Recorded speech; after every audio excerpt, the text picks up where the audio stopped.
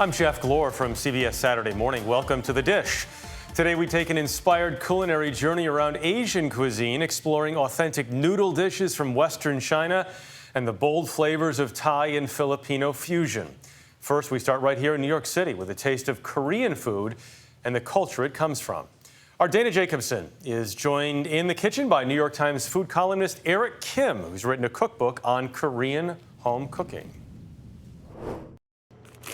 As a cooking writer for the New York Times food section, Eric Kim's job is to develop recipes delicious and accessible for all kinds of cooks. Do you cook much at home? Not as much as I should. Kim does it with dishes like sheet pan bibimbap.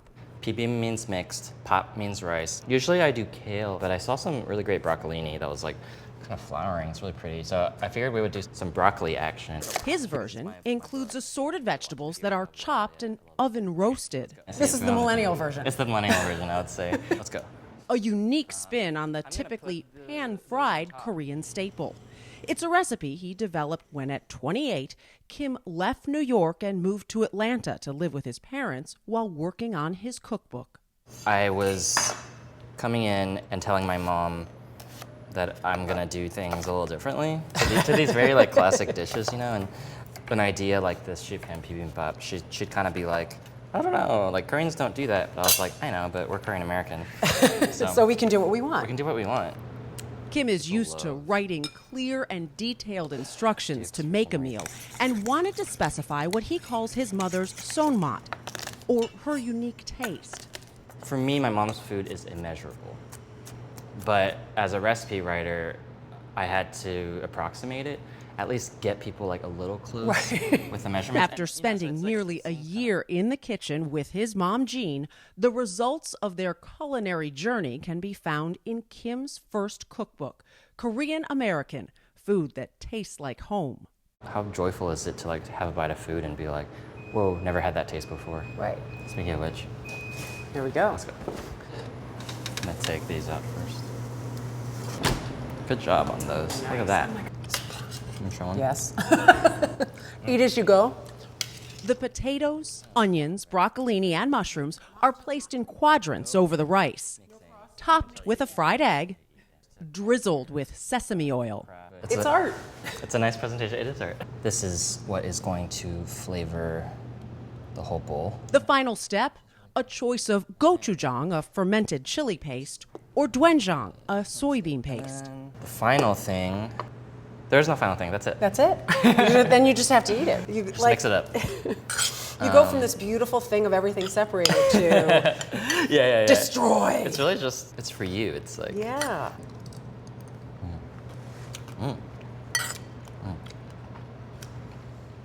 I love that. it's fun, right? Fun to eat. Deviled eggs, so.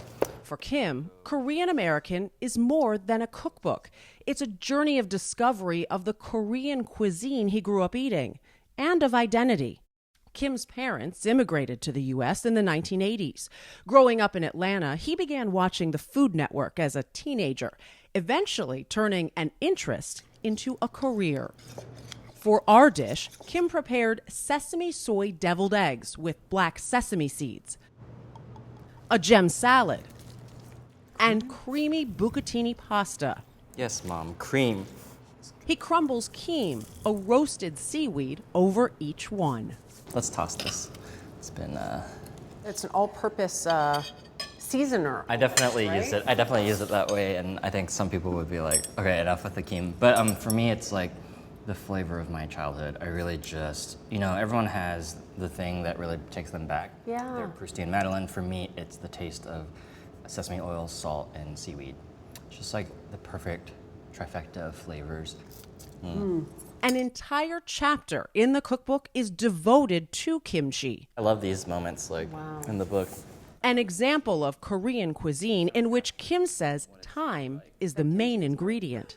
This is what my mom Right. does. She Yeah. flips her chopstick like Oh. this. And that means, it's usually to like mix noodles Yeah. for the table, but I'm gonna do it to give you one of these. Okay. So then there's also this. This is Napa cabbage. Okay. kimchi. So this is the one where probably like This is the one that I knew always. a lot of and people didn't- are familiar with. Yeah. Yeah. But there are different kinds, and they all have different sweetnesses, like different flavors, and I mean, I'm gonna have some of this too, I think.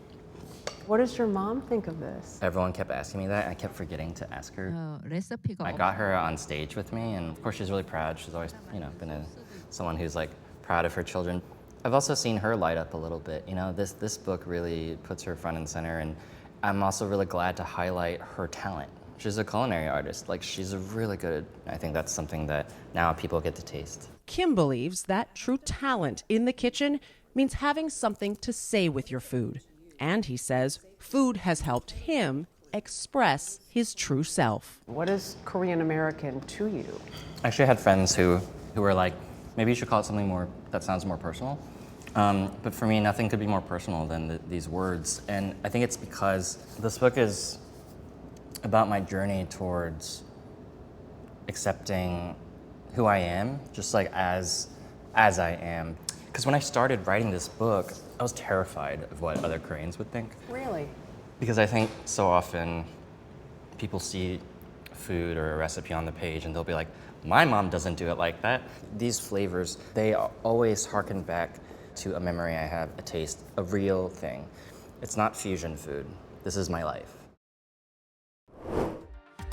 Coming up, the authentic noodles created at this restaurant are some of the most sought after in the nation.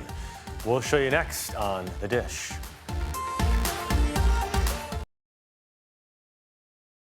Hand-pulled noodles are very different from what most of us are used to and a lot harder to make than they appear. We met up with Chef Jason Wang of Xian Famous Foods for a first-hand lesson. You already ordered, right? I got you. Coming right up. Spend any time with Jason Wang and his family, and it's never going to be long before you hear the sound of slapping noodles. From this time-honored exercise emerges some of the best comfort food you'll ever consume. But before we get too far with the demonstration, the origin story.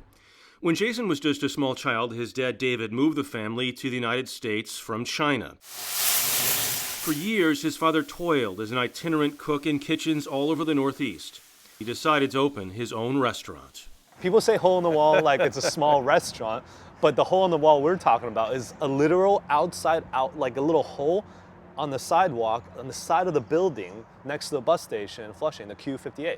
Your dad's out here like documenting the whole Yes. documenting the process. Yeah, he loves it. he loves it. He loves to see, professionals at work. It's fun. It's fun. And he opened a place and didn't tell you about it? Yeah, he's a man of surprises. The surprise of his dad secretly opening a restaurant became even more real for Wang not long after. As he writes in his book, Xian Famous Foods, the cuisine of Western China from New York's favorite noodle shop. I joined the business in 2009, fresh out of school. I was, now the book is out, basically I could say, I was fired. I was fired out of school from my first job. I was like, oh man, life is over, right? But at the same time, I felt like maybe it was meant to happen. Jason went to work for his father after his dad moved into a slightly larger space. Before long, there was something about the family dynamic and the food that caught the eye of the late Anthony Bourdain. This place is unbelievable. This place is great. Bourdain showed up one day unannounced to film an episode of his show No Reservations and loved it. I've never had anything like this before. I mean, I've tasted these flavors, but I've never had this within the framework of Chinese. Xian, named after the ancient Chinese city, was a hit, even though many people didn't understand exactly what kind of food they were eating. People know Beijing, they know Shanghai. Xian has 4 million more people than New York City, and a lot of people don't know it's there. Yeah, I mean, Xian is actually a very important city in China. It's historically significant because that city is the home of 13 dynasties of imperial China, ancient China. And there's a lot of history there, a lot of landmarks, and a lot of culture. The famed Silk Road started in Xian, and the food Wang serves is heavy on noodles, not the rice most people are used to seeing in dishes from southern China. The art of pulling and slapping noodles can take a lifetime to master, but it only takes a few seconds to learn. These are our pieces of dough that we made from just a big block of dough. Yeah. It's been made to the right consistency, covered with oil. We're just gonna put one piece like this, flat on the surface there. We'll take the roller that you got. These skinny rollers work the best, better than those big, baking rollers. So just don't press too hard, but just kind of flatten it slightly. So it's like a big rectangle now, and then just indent the middle just slightly. Mine looks like Massachusetts instead of a rectangle. It's a good state. So, okay, you're good. All right. Okay. So then just take this piece off, peel it off of the board. Grab the two sides, but don't pinch too hard. Like kind of like this. Okay. Yeah. Just don't squeeze too hard and start pulling it apart like this. When you get to be about shoulder width or a little bit more, you can start, using the board as a guide to kind of slap it. So it's gonna be more in the like the arms a little in the wrist. And you look much more artful doing this. Yeah, the table's a little low, but I just hit myself in the face. oh no, that's part of the fun. After about 3 to 5 minutes in boiling water, hand-ripped noodles are ready. In this case, had to be served with a Xian favorite, spicy cumin lamb. Also dished up for us, stewed pork burgers, a spicy Asian salad with crunchy, spiny cucumbers, red braised pork spare ribs, and long pea cold skin noodles, a Xian vegan favorite. All of these have attributed to our brand's success, and I owe a lot of gratitude to all of them. There is one catch with the Xian noodles. You cannot get them delivered. Now, I tried to get delivery, and you wouldn't do it. I couldn't. You I won't want do to. it. Okay, I won't bring you cooked noodles, Jeff. I just can't do it. It's really. Why? Call me stubborn, but I just cannot have cooked noodles that it's gonna congeal into this like doughy lasagna-looking mess, and have that be the first impression that you have with your family. I think that for me, noodles don't travel. After 10, 15 minutes, I wouldn't even eat it myself. I would throw it out. As a substitute these days, Wang is shipping out meal kits, so you can make the noodles fresh at home. Keep going. Trust us, it's fun. Sushi is considered a true art form in Japanese culture, where its appearance and presentation is just as important as how it tastes. In a story that first aired on CBS Sunday Morning, Lucy Kraft looks at how fast food sushi is reimagining a dining tradition. When we stopped by last January, Chigusa Sushi was still hanging out its cotton shingle as it had for 85 years, beckoning the famished to a tiny counter to feast on delectable morsels gathered at dawn from the seafood market. We take pride in our tuna, Chef Haruo Gakuhari told us. We never serve frozen fish, only fresh.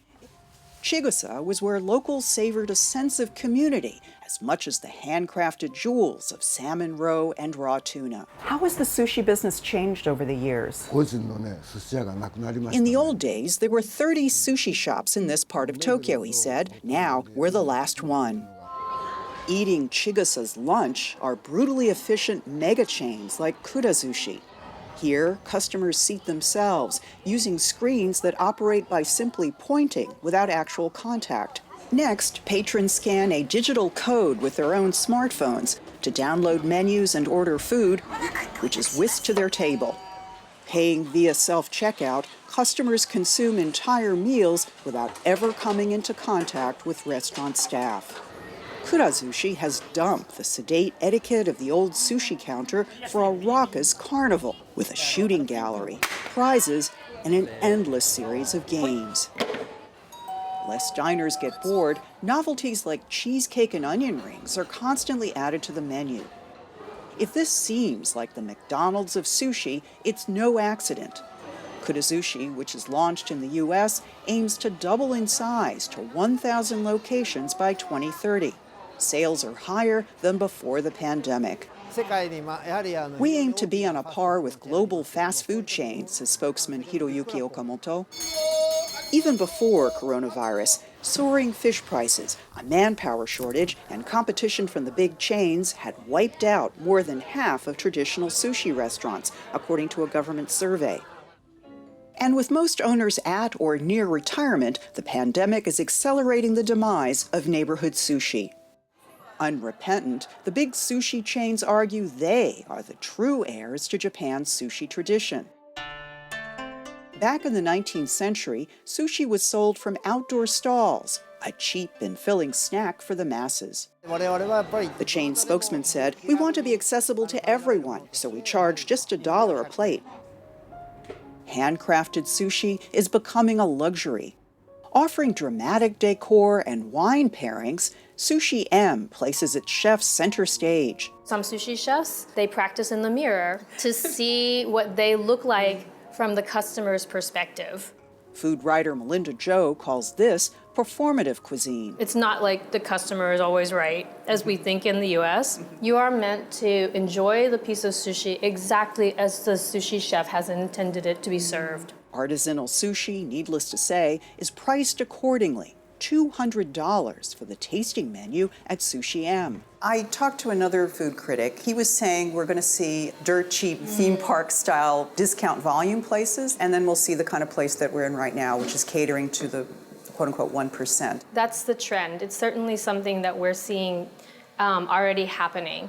For most Japanese, sushi is becoming a commodity, not fashioned by craftsmen, but cranked out by robot. If everyone is only eating at these kind of cheap sushi places, no one really starts to learn about the beauty of the art form of sushi.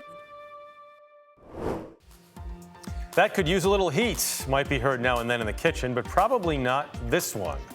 After the break, the bright, spicy flavors of Southeast Asia up next on The Dish.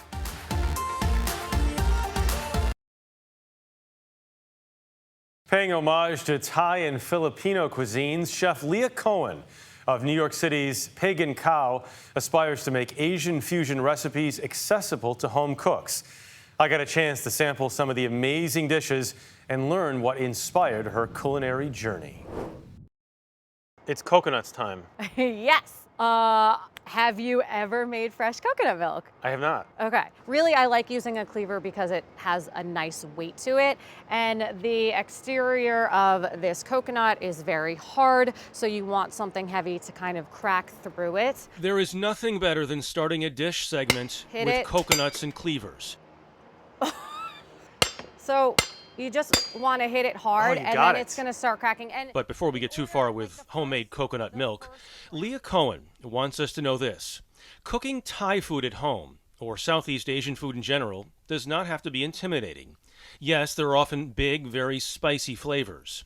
So start with something simple, like chicken adobo. Every Filipino is judged on their adobo, whether it's chicken or pork. Every adobo has these 5 basic ingredients: soy sauce, vinegar, black pepper, garlic, and bay leaves. Get a little more adventurous and move to papaya salad with long beans and dried shrimp, or mussels in a pineapple curry broth.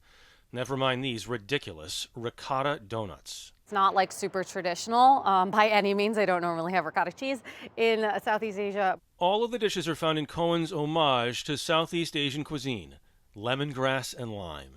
Cohen's mother is from the Philippines, but Leah's ascension to star chef was hardly preordained. You grew up the daughter of 2 dentists. Do I have great teeth? You do, actually. Yeah. Most people in my family went the doctor-dentist route, aside from me and my brother, but there are I want to say 10 dentists in the family. It was definitely the path less chosen being a chef. No one in my family really was a professional cook. My grandmother was a home economics teacher, so I guess that's kind of maybe where I got, the cooking bug. Why Southeast Asian cuisine for you? I just found the food so fascinating and the flavors so bold and intimidating at the same time. I felt connected to that part of the world. I like the way you talk about breakfast in the book. Yeah. And that it's breakfast is such a different concept in Southeast Asia than it is here. There are not specific dishes that you would necessarily eat just for breakfast. Like we think of cereal and all of that stuff. But in the Philippines, for example, they eat rice, dried fish, a soup. There is no real rules necessarily for breakfast, although I tried to make more breakfasty, brunchy items for that chapter. Also in the book, lumpia Shanghai. Lumpia. Lumpia, yeah. And I'm dipping this in. This is a sweet chili sauce. So it's a little sweet, savory. It's not spicy at all. Perfect. Thank you. And the Bangkok Fire, made with chili-infused whiskey. Cheers. Cheers. Oh yeah, that does have heat. But for the moment, back to the coconuts. When you pick one, you want it to feel heavy. That means that there is a lot of liquid inside, and that will make more coconut milk. Coconut milk sounded great to us. So Cohen, I think you can do it. let us take a whack at it. Yeah. Perfect, you're a pro. Look at that. See? It felt aggressive. Yeah, Yeah. It's a good way to get your anger out, I think. In a good way. Yeah, totally. It's therapeutic, you know? Cohen hopes her cookbook will inspire people to make some outside-of-the-box creations at home that they might not try otherwise. Though for Cohen, this accomplishment is bittersweet. I was really struck by the dedication in your book. Yeah, so unfortunately, I lost my father to COVID, and so I was able just in time to change my dedication because originally it was dedicated to my son, but my father was my biggest fan, and so I wanted to make sure that everyone knew how proud I was of him, just like they knew how proud he was of me. So. And you talk about his unconditional love. Yeah, he was probably the most positive person I've ever met. He knew the secret to life. He really just enjoyed life. He knew how to push people to do great things without being overly annoying and on top of you. For more stories like these and live coverage of breaking news 24/7, stream us right here on CBS News. I'm Jeff Glor. We'll see you next time for another helping of The Dish.